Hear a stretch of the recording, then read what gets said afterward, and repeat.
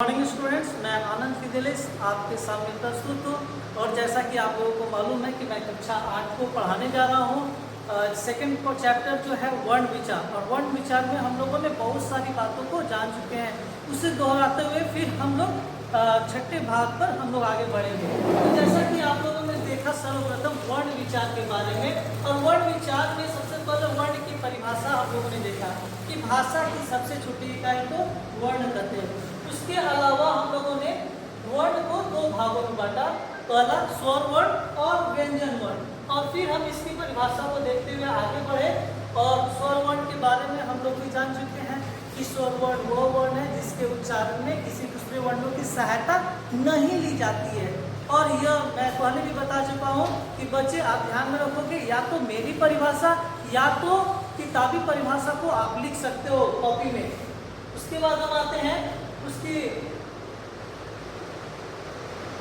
स्वर वर्णों के भेदों के बारे में। हम लोगों ने जाना कि स्वर वर्ण के 3 भेद होते हैं, जैसे ह्रस्व स्वर, दीर्घ स्वर और प्लुत स्वर। ह्रस्व स्वर जिसमें कम समय लगता है, दीर्घ स्वर जिसमें 2 गुना समय लगता है, और प्लुत स्वर जिसमें 3 गुना समय लगता है। उसके अलावा हम लोगों ने अयोगवाद के बारे में पढ़ा कि अयोगवाद 2 ही होते हैं, अंग और अ। तो वह वर्ण जो न ही स्वर में आते हैं और न ही व्यंजन में आते हैं उसे अयोगवाद कहते हैं। उसके बाद अनुनासिका के बारे में हम लोगों ने उच्चारण किया, जिसका उपयोग जो नाक से किया जाता है। उसके बाद हम लोगों ने देखा व्यंजन वर्णों को। तो व्यंजन वर्णों की परिभाषा में हम लोगों ने देखा वह वर्ण जिसके उच्चारण में स्वरों की सहायता ली जाती है उसे हम व्यंजन वर्ण कहते हैं। और उसके अनुसार हिंदी वर्णमाला में व्यंजनों की संख्या 33 है। और जैसा कि मैंने बताया था कि कवर, चवर, टवर, अपवर्ग जैसे यह स्पर्श व्यंजन है जिसकी संख्या 25 होती है। साधारण तौर पे हमने बताया था कि क, च, ट, त, प। इसको ध्यान में रखने से आप तुरंत स्पर्श व्यंजन के बारे में जान सकते हो। उसके बाद हम लोगों ने अंतस्थ व्यंजन, उष्ण व्यंजन जिसमें उष्मा निकलती है, संयुक्त व्यंजन और आगत व्यंजन के बारे में हम लोग पढ़ चुके हैं। उच्छिष्ट व्यंजन के बारे में हम लोगों ने जाना कि जो छिपा हुआ रहता है, जैसे ड़ और ढ, और इसका उपयोग मैंने बताया था कि यह जब भी आते हैं तो या तो शब्दों के बीच में या तो अंत में इसका प्रयोग होता है। जैसे सड़क, सड़क, पेड़ तो अंत में पेड़। उसके बाद उच्चारण स्थान हम लोगों ने व्यंजन के भेद के अनुसार देखा, ओष्ठ, दंतोष्ठ्य, दंत्य, वर्तस्य, तालव्य, कोमल तालव्य, स्वतंत्रीय। उसके प्रत्यय के आधार पर व्यंजनों का प्रयोग जो कि हम लोग पढ़ चुके हैं। स्पर्शीय, संघर्षीय, स्पर्श, संघर्ष, नासिकीय, पार्श्व, उच्छिष्ट, प्रकल्पित और अर्धस्वर। ये सारी चीजों को हम लोगों ने पिछले वीडियो में जान चुके हैं। अब हम आते श्वास की मात्रा के आधार पर व्यंजनों को 2 भागों में बांटा गया है।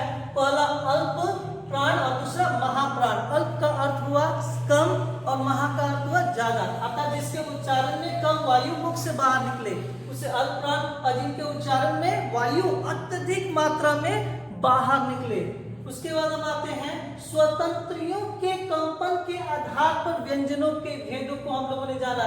सघोष, स मतलब साथ में, अघोष यानी वर्णों के उच्चारण में स्वर तंत्रियां दूर दूर होती है और उसमें पास पास होती है। नेक्स्ट हम आते हैं व्यंजनों का मेल। हम लोगों ने देख लिया, इसके अंतर्गत हम लोगों ने र जैसे वर्णों का उच्चारण हम लोगों ने देखा, किस प्रकार रेफ का प्रयोग करते हैं, किस प्रकार पदेन का प्रयोग करते हैं, किस प्रकार हुंडी बने हुए गोलाकार में ओब्लिक के जैसे हम लोग कहते हैं त्रुटि पूरक चिन्ह, तो उसको ऊपर न लगाकर हम लोग नीचे में लगाकर उसका प्रयोग करते हैं। व्यंजन गुच्छ यानी जिसमें व्यंजन जो होते हैं दूरी के साथ सट कर रहते यानी बहुत ही नजदीक में रहते हैं। ये सारी चीजों को हम लोगों ने पढ़ लिया।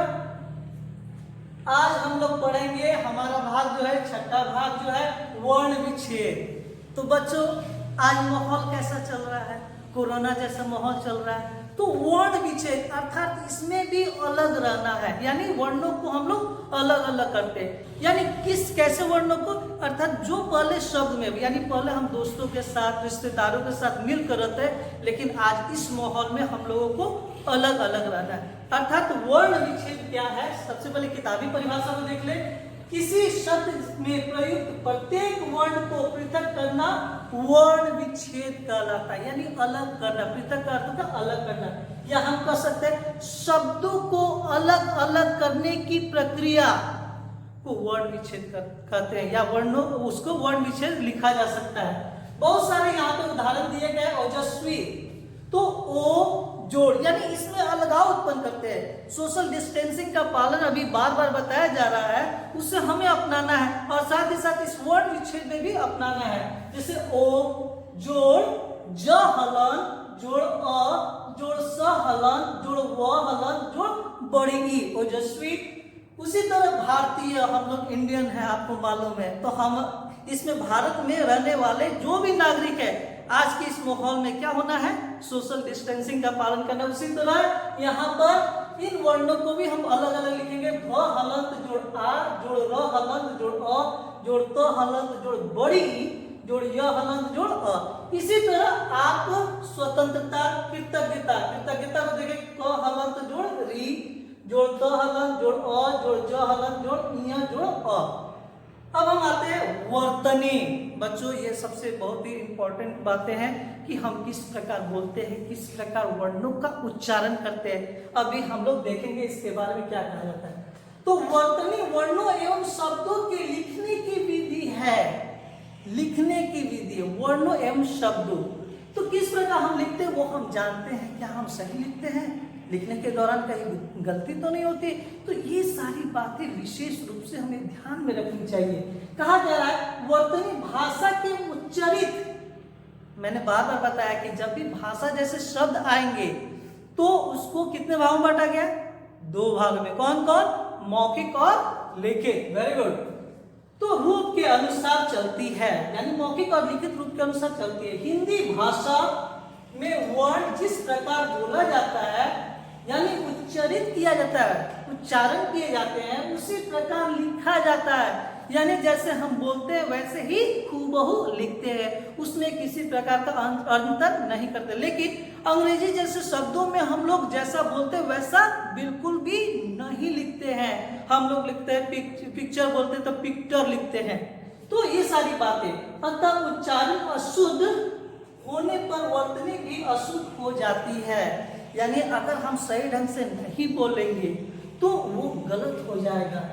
भारत में अनेक भाषाओं और हिंदी की स्थानीय बोलियों के कारण हिंदी वर्णों के उच्चारण में अंतर आ जाता है। और जैसा कि मैंने बताया कि प्रत्येक 10 किलोमीटर के अंतराल पर हमेशा भाषा का परिवर्तन हो जाता है। अगर आप अपने विद्यालय से सबसे नजदीक के गांव एक चौड़ी को ले लेते हैं तो आप देखोगे कि यहाँ कुछ और वहाँ कुछ और, उससे दूर जाएंगे तो और भी उसमें परिवर्तन, भाषा में परिवर्तन नजर आएंगे।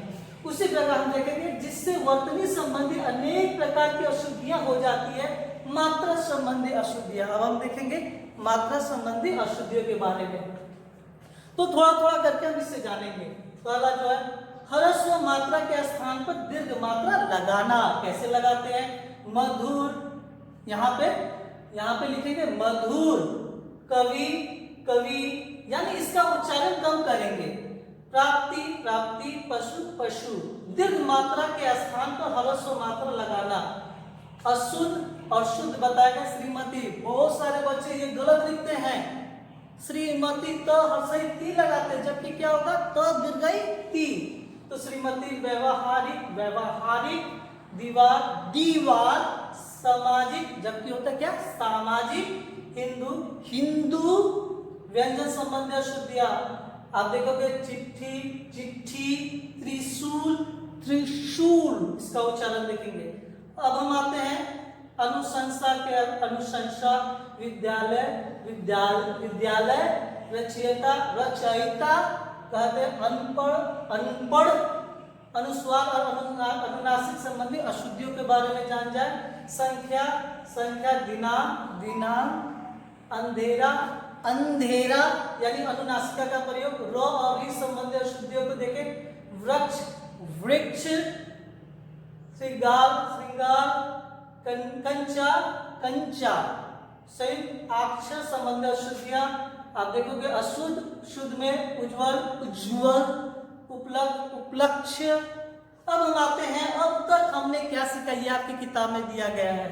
तो सर्वप्रथम हम लोगों ने बहुत सारी बातों को जाना है। अब अंतिम चरण में हम लोग आ गए हैं, जैसे उच्चारण समय के आधार पर स्वरों के भेदों के बारे में हम लोग ने जान लिया। ह्रस्व स्वर, दीर्घ स्वर, प्रकृति के आधार पर स्वरों के भेद मूल स्वर और संयुक्त स्वर के अंतर्गत आते हैं।